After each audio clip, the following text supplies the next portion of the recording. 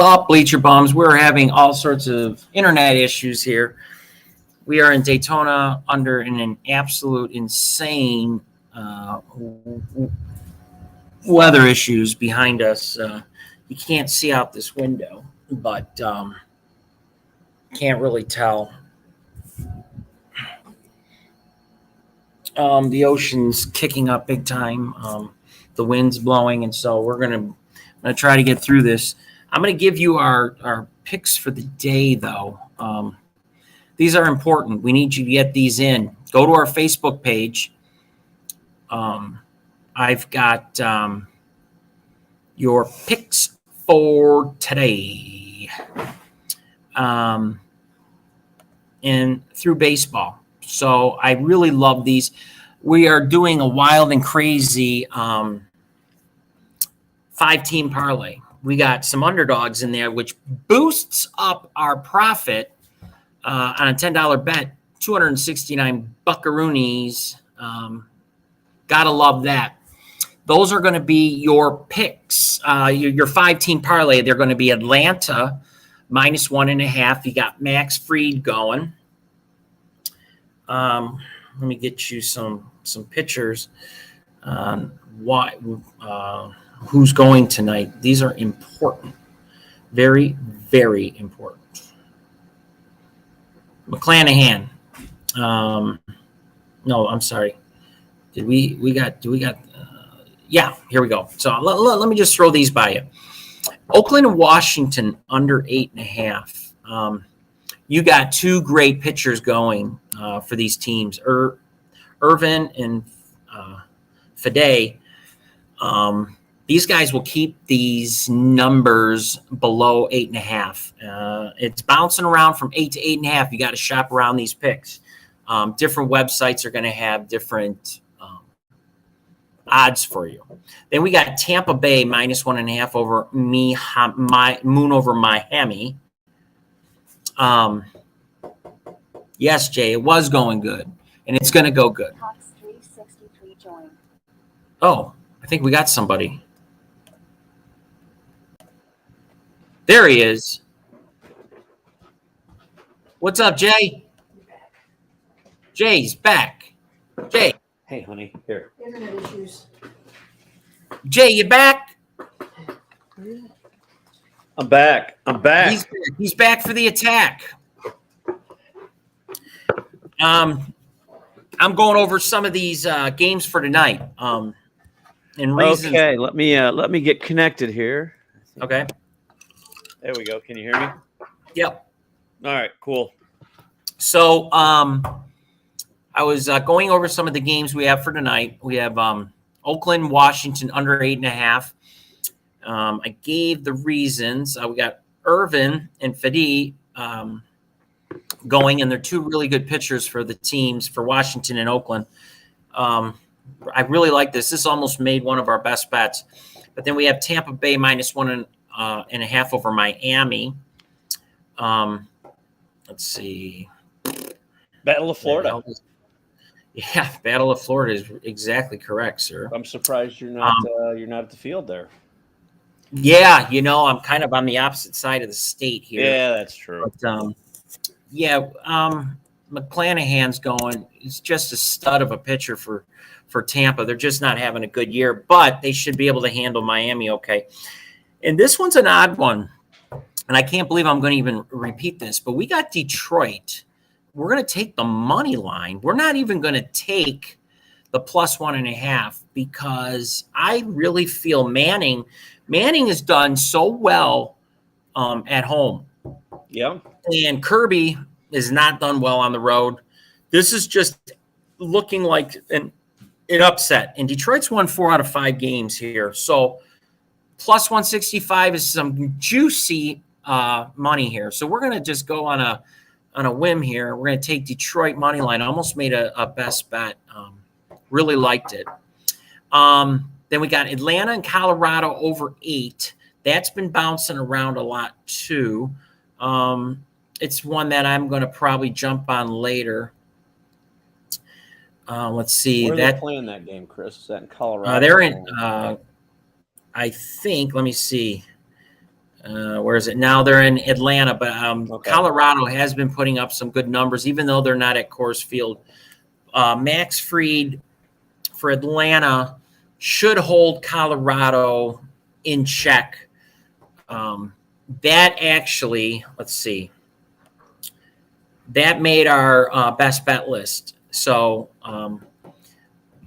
do I like Atlanta and Colorado over 8? I do. It's not mind blowing, but I do see Max Fried holding Atlanta in there real well. Colorado's going to put up a few runs, whether it comes from their relievers or not. But Atlanta's going to pile up on Urena. He has not been pitching well this year.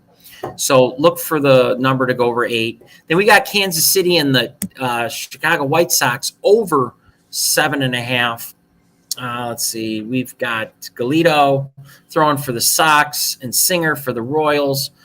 These two pitchers, I don't feel are going to be able to keep it under that number. So let's go over on that one. Houston -1.5 over Texas. That almost made our best bets also. Let's see. We've got throwing. Where is it? Oh, here we go. Freddie Valdez should be able to handle Dunning.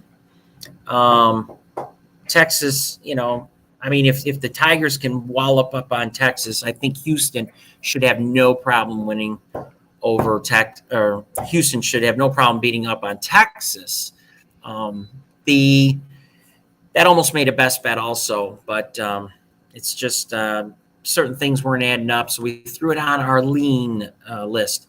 Then we got the Yankees and the Angels, no runs first inning. This really should be you guys could probably chalk this one up as a best bet also.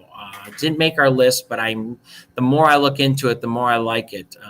I can see this. They have it. They have the run set at 9. I don't think it's going to hit 9. Yankees are playing shitty baseball. Their offense sucks right now. Angels' offense is better, but I still see no runs first inning. I think they'll get through that first inning. Now, player props, I looked. I could not find anything, but I did find an interesting one. Nathaniel Lowe from Texas. To hit a home run tonight is plus 900. Basically, for every buck you throw out there, you're winning $9. I would slap some money down on this because he has hit a home run in his last 4 out of 5 games. This is just one of those long shots that you got to hope come through. Now, he is pitching against Freddie Valdez. He's done okay against left-handers. But this, for a few bucks, I could see him popping one out of the park. So we have that as your player prop. Now, your best bets of the night, it really is pretty simple. This one popped out right away. You got two of the worst offenses going against those teams' best pitchers.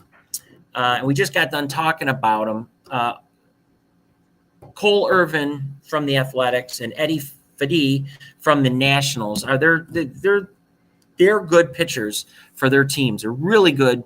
And they get through the first innings. I think Irvin I think he's got like either a 10 or 11 game streak of first inning no runs.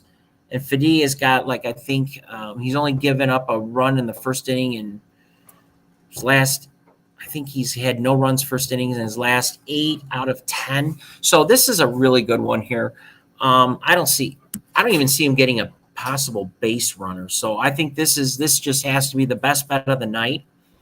And these other ones we really, really like. We got a couple more no-run first innings. We got Miami and Tampa we just got done talking about. Yep. 2 good pitchers going there. Philly and Arizona. We've got Arizona's top gun. He's going against Nola. And, we've done some player props with Aaron Nola, and we've done really well with him. This game the runs are set at 7.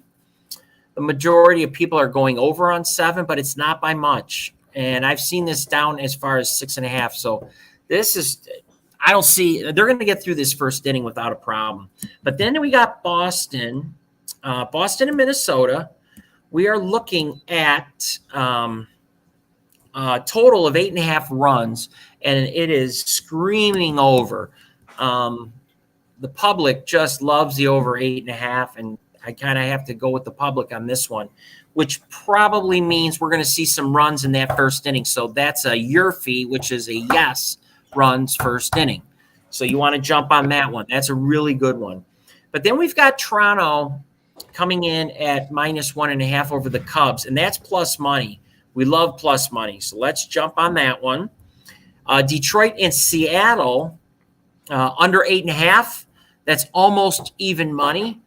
I think Manning's going to hold Seattle real low on runs, 4 runs at the most, I think.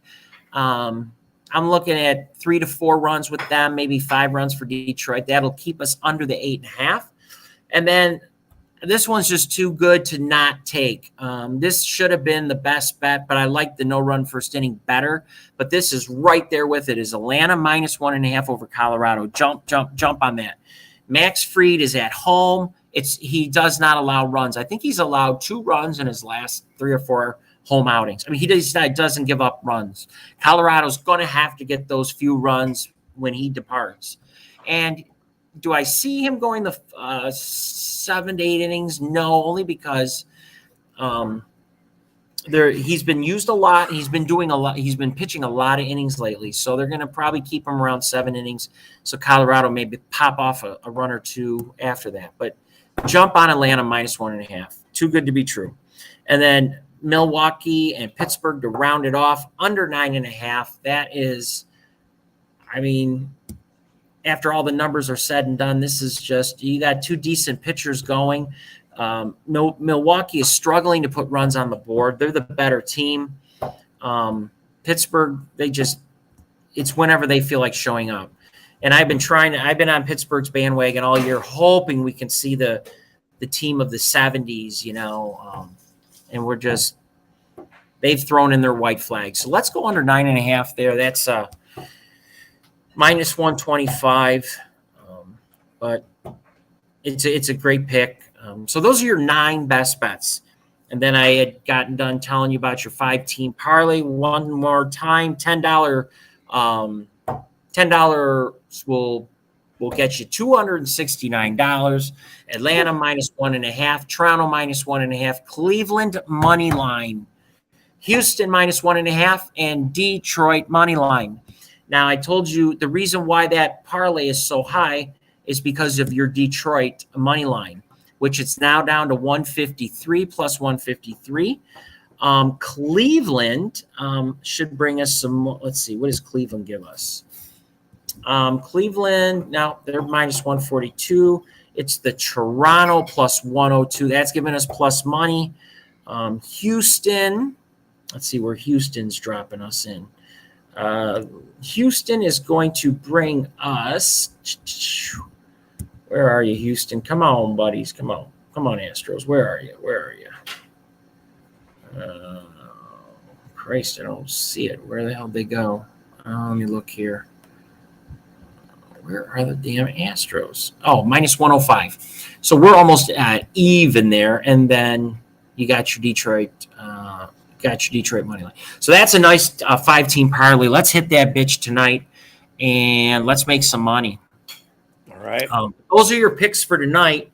We got Jay, would you say we got 5 for tomorrow? 5 soccer plays from the English Premier League. Not sure if we've got any other leagues going in soccer, but I know the EPL is the top gun pretty much out there for your soccer. It's my favorite. I mean, Spanish, you have La Liga, you have the Eredivisie and Dutch, the German Bundesliga. That's a good league, but I always come back to the English Premier League. Yeah, and isn't that where we're going to see most of our World Cup players come from there? A lot of players play in England, but they are spread out, in Spain, Germany, Italy, Serie A. So, right. But it's great to see that the United States is qualified for the World Cup this year. Good to see the United States men see what they can do, because they missed out 4 years ago. Yeah, and that's a shame. When I lost you, let's see here.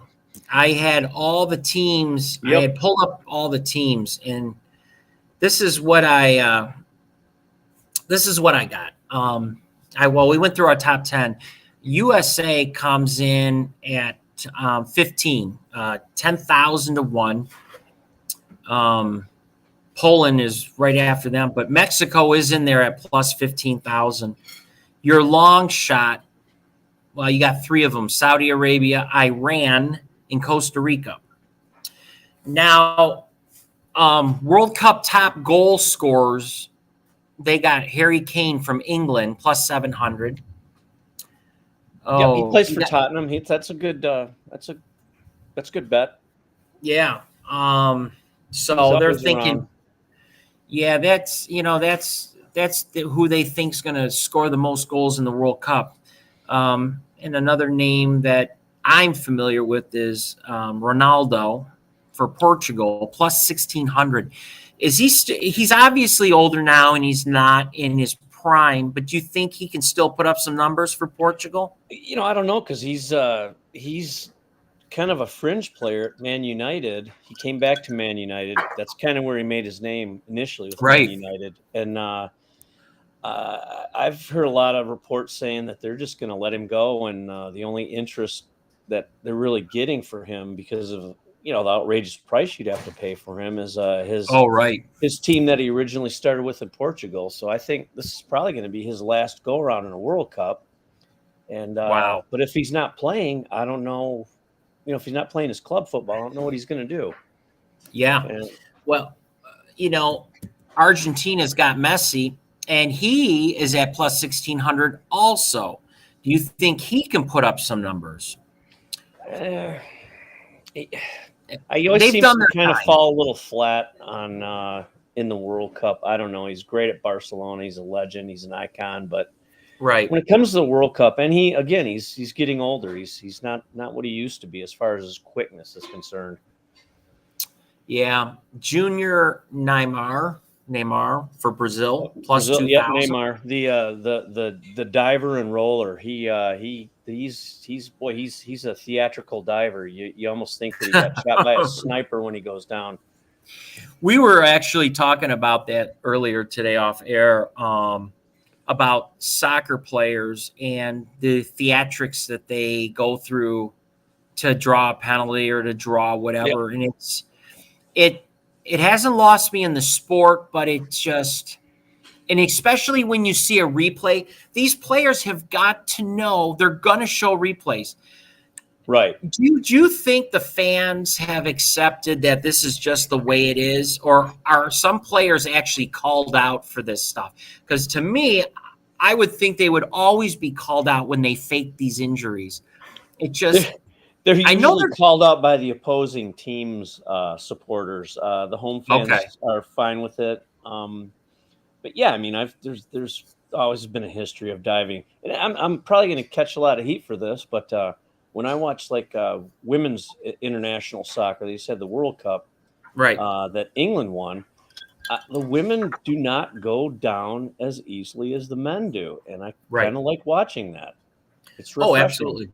Yep. Yeah, it's just gotten so frustrating for me because I love the sport.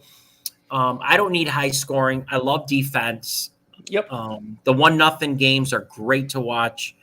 But it's the ticky-tacky fouls and then the crybaby shit. Yep. And I know in sports we get it all the time. We even get it in our football, But they could. Wow, that was a lightning strike, real close. Oh boy. Yeah. Wow, it's nasty as fuck. Holy shit! It's like you a better hurricane. batten down the hatches, pal. Well, they're all sitting on the patio watching this shit. Yeah, it's crazy. I fucking lost track of what I was saying. We're talking about football and the diving and the flags, all the bullshit that goes along. They could call a penalty every single play for holding. It's just you watch every play. I mean, these refs, they get a lot of they get ripped on a lot. But when you see a play go, and here in Detroit, we've been watching the Detroit Lions Hard Knocks. And if you really are down on the field and see how fast these players are, I'm shocked they get a lot of this right with their calls. Oh, yeah. Because there's so much going on. There's holding on every play. Did you happen to watch the Lions on Sunday against Pittsburgh in the last exhibition game? No, I did not. What came out? Did they win? No, they lost. We watched the whole game, and Leslie brought up a good point and said, the holding is just, you could call it on every play, and I don't know how they fix that. I don't think you do, but what I think they do, I think what they have accepted is if the holding doesn't affect that play, right, then just let the thing go, because they will march. Whoever gets the ball will be at the other goal line within 5 plays. You got to kind of play it like that. If there's a running back that hits a hole and the guy's holding them, then you gotta call it. Pass interference downfield. To me, the one rule in football that needs to be somehow fixed is at some point you got to let the receivers play the damn game. The ball's thrown up there. If the guy's being held, it's one thing.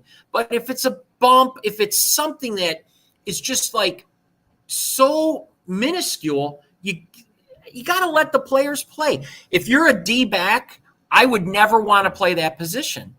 No. Because you're going to get called most of the time. Yep. Otherwise, if I'm a coach, I'm like, just throw it deep. We're going to get that flag, Yeah. It's one of those crazy things. But I think they should let him play. If there's some hand, that's fine. That's part of the game. They should let it go. Yeah, it's the crybaby stuff that I think we're all tired of. Oh, but anyway, so goal scorers, to top it off, I wanted to give you a name for the U.S. I'm not familiar with, but they have Christian Pulisic, maybe? Yep. Yeah, he plays for he plays his club football at interestingly enough at Chelsea, who were defeated today at Southampton. So well, he's plus. He's a very young, good player. Okay, so they kind of have him as our goal scorer. Hopefully he can get the U.S. some wins, maybe move on in the cup. But the first game that they play is against Wales, which should be an interesting matchup for the United States. Oh, really? Yep. Yeah, I pulled them up, and Wales has a couple of really good players. They have Gareth Bale and Aaron Ramsey, and really, really good players. So, who do they have in their little bracket? You got Wales. Who else is in there? They don't have the bracket set per se, but they just have the match days. England plays Iran first. That should be a laugher. Yeah. Ecuador, and of course you have to have Qatar in there because they're hosting it, which is actually going to be another subplot because it's so hot there. They're playing in the desert, so that's why they're going back to November. I like Mexico, Poland. That's an interesting matchup. Yeah, they are right next to each other in the odds. You got Poland at plus 12,500, and you got Mexico at 15,000. So that should be a really good game. Yeah, and then Germany, Japan are playing. That's 2/3 of the Evil Access, going back to a little World War II history there. Yeah, absolutely. Japan 25,000 to 1 to win it, and the Canadians who qualified actually start off with Belgium. Ooh, Belgium plus 1,400, Canada 15,000. So those are some nice matchups. And this all starts on November 21st. Yep. Concludes on December 18th. So 1 month of some exciting soccer. The end of Formula One is right around that time too, so it's gonna be good. Plus, you got all the college and pro football Thanksgiving time. I mean, that's prime time. It doesn't get better than that, and we will be so busy with all that. It's going to be I'm crazy. I'm stoked right now for college football and pro football. I know. We've got. I'm going to, when we get off air here, I'm going to start working on. Well, let's see. I got my days. Tomorrow's Wednesday. Yeah, I'm going. Well, I've been working on it, but I'm going to start putting a page together for Facebook on the picks, and then I'm going to go over them with you, and you and I can come up with some best bets for Sounds the good. weekend, and then I should be back in town. Let's see, Saturday. So right in time for some college football. We're driving straight through, so I probably be getting home really, really late on Friday. But we'll talk about it. We'll come up with some cool thing for for a Saturday show, because that's our big day. College football. It's exciting. I'm pumped up, and we got the NFL starting. And we have a full slate of English Premier League games this weekend too. They're coming fast and furious. So Yes. it's going to be a great weekend. Yeah, every day it looks like, I was looking at the schedule. We got games every day, so we're going to handicap those. But you got to check out our Facebook page, please. We got them posted every day, and they're early enough where you can read them. You know, take our advice. It's the reason why we're doing this. We study it. We do things that most people, don't have time for or don't even really know about, but we break these things down. We find out what the damn refs are eating for breakfast, so we know which way these picks could possibly go. Always comes back to food with you, doesn't it? Yeah, it always does. It's okay. Yeah, I've been showing off my fat ass here in Daytona. Actually, I That's broke all a lawn chair too, so Yeah. Kudos to you it for happens. Yeah, I know. But anyway, so those are your picks for today. That's our 2 cents. We'll be back. You want to come back on tomorrow? We'll give it a shot tomorrow, see how work looks. But Yeah, I had a really good day at work today. So good. So we will be back. Plan on it tomorrow. And what we'll do, to make this better for the viewers, I'm going to, when I know the time, we're going to try to have a set time every day, but there's reasons sometimes we can't do it. But I'm going to do the best I can to get these times up for you. The notifications, hit that on your Facebook page so that you know. And then even on the YouTube show, hit the subscribe. Hit the like, hit the comments, do everything you can so you can be notified when we're on, because it's going to grow, it's going to get bigger, and we need your help. We need as many of you to join and take our advice, win some money, and have fun. Have fun, have some good laughs, the whole deal. And Jay, why don't you give me a call whenever you have time, and we can talk about our new possibility for another personality. Let me know what you think. So sounds good. All right, but till tomorrow, keep an eye on the Facebook page. Your picks will be out there daily. We'll see you tomorrow. BBS, baby, for life. See you, Jay.